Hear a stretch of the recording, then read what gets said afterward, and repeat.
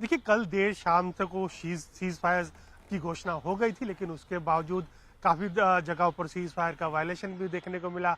कई drones Pakistani drones Bharat के जो बॉर्डर इलाके हैं वहां पर भी देखने को मिले और धमाकों की आवाज़ भी सुनी गई। तो एक तरह से ये सीज फायर का वायलेशन कहा गया, जो एमईए का भी स्टेटमेंट आया उसको लेकर के। लेकिन उसके बाद रात को 10:30 बजे ये सब चीज़ें सारी थम गई और उसके बाद से कोई भी ऐसा सीज फायर का वायलेशन देखने को नहीं मिला। आज सुबह से लेकर के अब तक की बात करूं तो पूरी जो बॉर्डर इलाके हैं वहां पर शांति सी बनी हुई है। और दिल्ली की अगर मैं बात करूं तो दिल्ली में आज खास तौर पे हमें कुछ बड़ी हलचल देखने को नहीं मिली, कोई ऐसी बड़ी प्रेस कॉन्फ्रेंस हमें देखने को नहीं मिली। हाँ, लेकिन एक प्रधानमंत्री मोदी ने बैठक जरूर बुलाई थी जिसमें कि तीनों आर्मी के चीफ थे और उसके साथ साथ चीफ ऑफ डिफेंस स्टाफ थे और साथ ही डिफेंस मिनिस्टर राजनाथ सिंह भी इस बैठक के अंदर मौजूद रहे थे। करीबन 1 घंटे तक ये बैठक चली।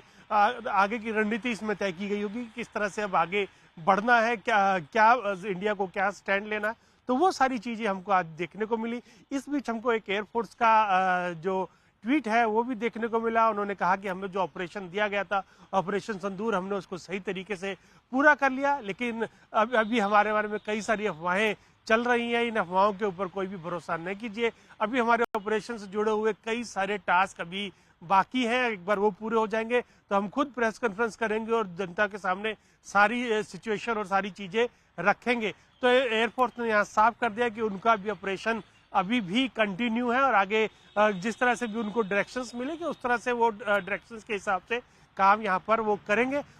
तो अभी तक सारी अपडेट दिल्ली के अंदर यही है। जैसे ही कोई अपडेट सरकार की तरफ से आधिकारिक तौर पर आता है तब अपने दर्शकों तक पहुंचाएंगे कि अब सरकार यहाँ से आगे क्या किस तरह की रणनीति अपनाने जा रही है। जी, तो ये एक